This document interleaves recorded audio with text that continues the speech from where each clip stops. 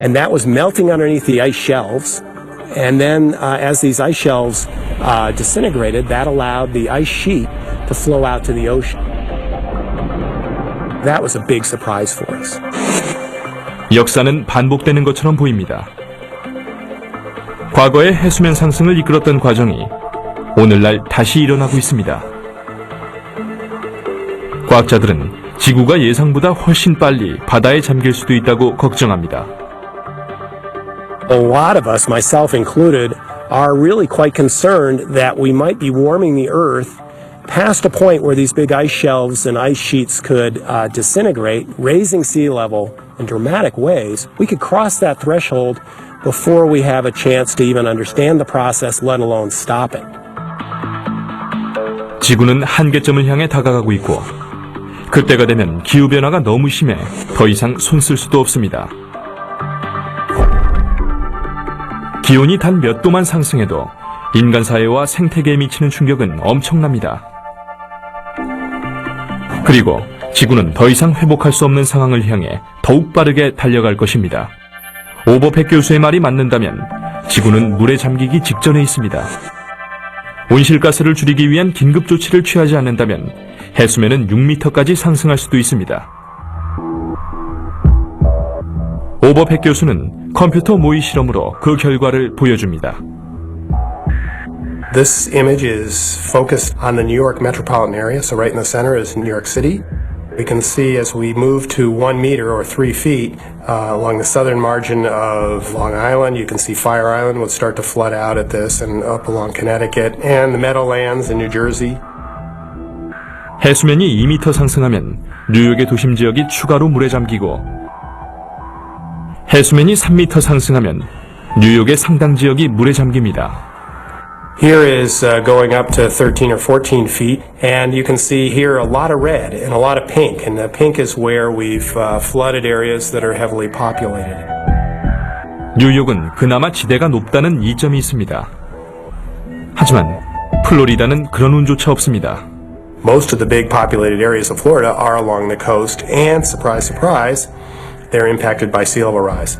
I'll just ratchet us up to 20 feet, and you can see that the amount of area flooded in Florida could be just devastating.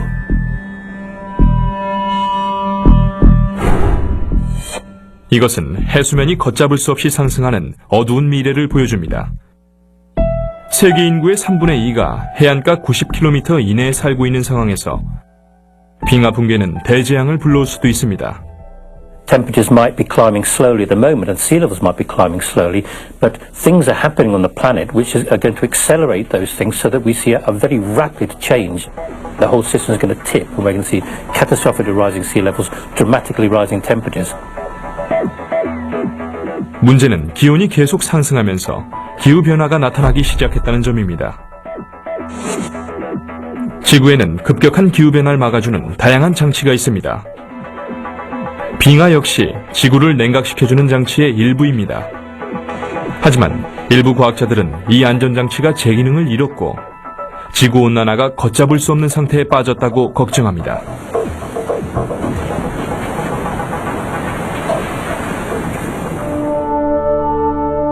기온은 계속 상승하고 빙하가 녹으면서 해수면도 상승합니다. 그 원인이 인류의 산업활동이라는 점은 우리가 막을 수도 있다는 것을 의미합니다. 하지만 최근 새로운 문제가 발견됐습니다. 지구온난화가 지구의 기온조절 장치 하나를 파괴하고 있는 것입니다. 얼음은 태양에너지를 반사해 우주로 돌려보냅니다. 덕분에 지구를 냉각시킬 수 있습니다. 하지만 얼음이 녹으면서 햇볕을 반사할 얼음이 줄어듭니다. 바다는 더 많은 열을 흡수하고 냉각 효과는 떨어집니다. 얼음이 녹을수록 태양열은 더 많이 도달하고 이 열기로 다시 얼음이 녹아내리는 악순환이 반복됩니다.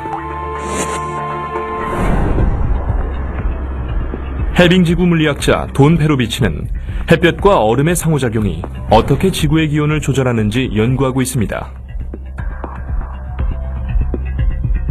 When it's all said and done, what keeps the earth warm is sunlight. And how much of that sunlight is reflected is a key parameter in the global climate system. Now let's do a little experiment. I've got these two boards which are identical, well, almost identical, except for one thing. And you can see what the difference is. This board is black, this board is white. The white board, the snow-covered sea ice, is the best naturally occurring reflector on Earth. The black board represents the open ocean, which absorbs most of the sunlight. So let's just do a little experiment now. We'll measure the temperature of these two. Got this nice little thermometer. I pointed at it, and I can see that the temperature is 26 degrees centigrade, a little around 78 degrees Fahrenheit. Look at the blackboard, it's the same temperature because I just exposed them to sunlight. So what we're going to do is just take a couple minutes to see how the temperature changes between these two boards.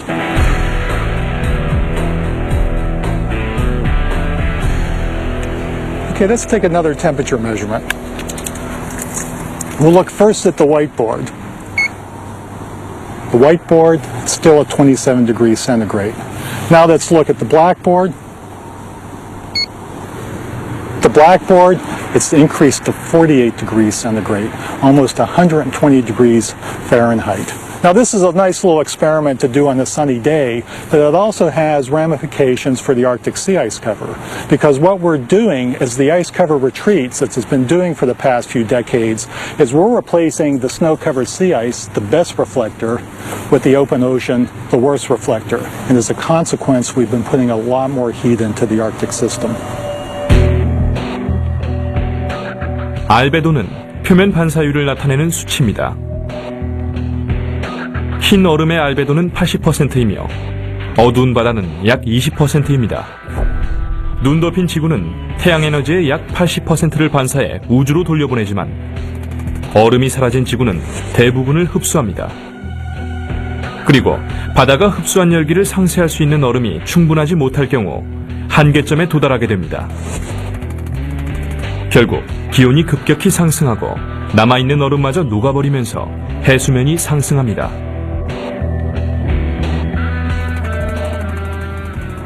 페로비치는 더 이상 돌이킬 수 없는 한계점에 도달하는 시기가 언제인지 연구하고 있습니다. 175, 118. 그는 예상보다 빠를 수도 있다고 걱정합니다. The concern is if you start to push the system too far, if you have a sequence of warm summers, you begin to shrink the ice cover by 10, 20, 30%, where you reach a state where it becomes exceedingly difficult to go back. 1979년 북극을 덮고 있던 만년빙의 면적은 미국의 면적과 비슷했습니다. 하지만 2005년까지 미시시피강 동부 지역과 맞먹는 면적의 만년빙이 사라졌습니다. 최근엔 해빙의 유실 속도가 너무 빨라서 2045년이면 모든 만년빙이 사라질지도 모릅니다. If you look closely at this record, you can see that this retreat's been accelerating in the past few years. And if you look at that accelerating trend, the ice cover could be gone in as short a time as a few decades.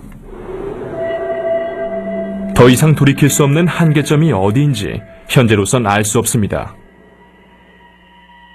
어쩌면 이미 늦었는지도 모릅니다. 만년빙의 붕괴는 보다 즉각적인 효과를 가져옵니다. 우리는 바다가 따뜻해지고 있다는 걸 알고 있습니다. 이로 인해 빙원이 더 빨리 녹고 해수면이 상승한다는 것도 알고 있습니다. 하지만 따뜻한 바닷물은 기후에도 엄청난 영향을 미칩니다. 열은 곧 에너지이며 수온은 지구상에서 가장 파괴적인 자연현상의 동력원입니다. 바로 허리케인입니다.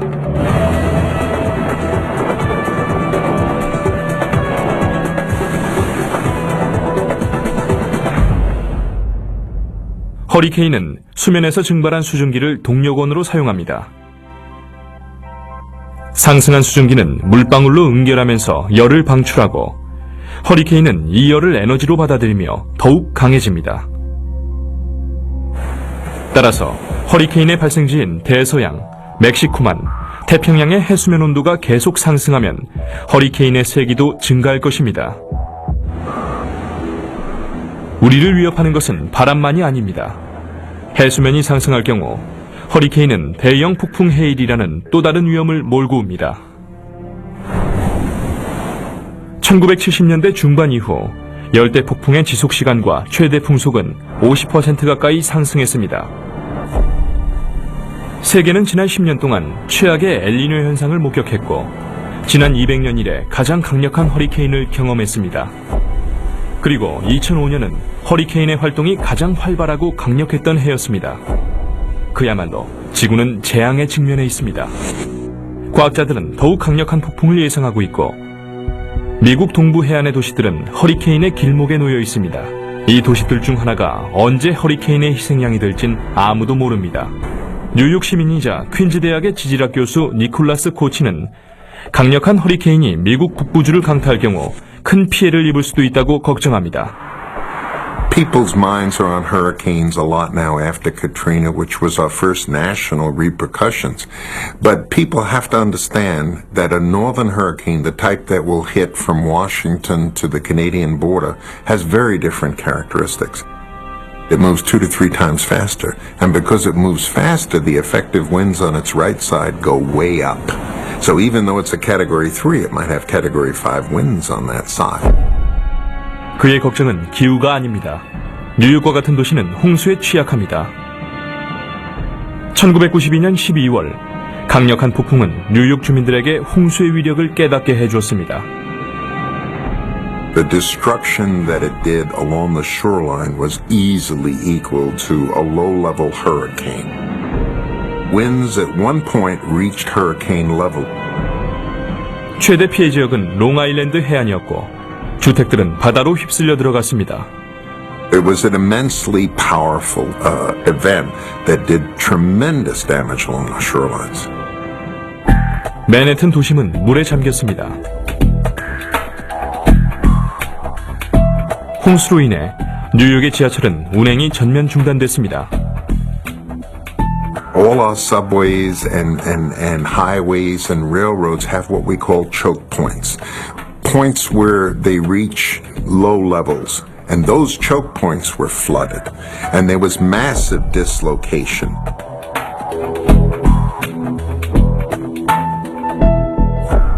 라과디아 공항이 폐쇄됐고 맨해튼 일부 지역은 1.2m나 물속에 잠겼으며 해안 지역의 파도 높이는 7.3m에 달했습니다.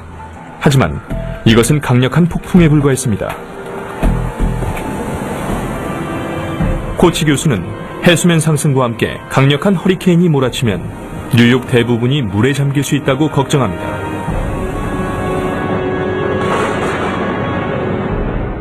The New York, New Jersey metropolitan area is one of the most dangerous places to be in a nor'easter or a hurricane for a simple reason. 문제는 지형입니다. 롱아일랜드와 뉴저지의 해안선은 직각을 이루고 있습니다. 허리케인이 뉴욕에 접근할 경우 반시계 방향의 바람이 일으킨 헤일이 직각을 이루고 있는 해안을 덮칠 것입니다.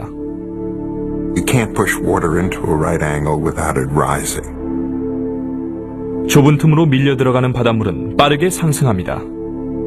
We're talking about a storm surge rise at the Statue of Liberty of 22 feet and 28 feet in Jamaica Bay.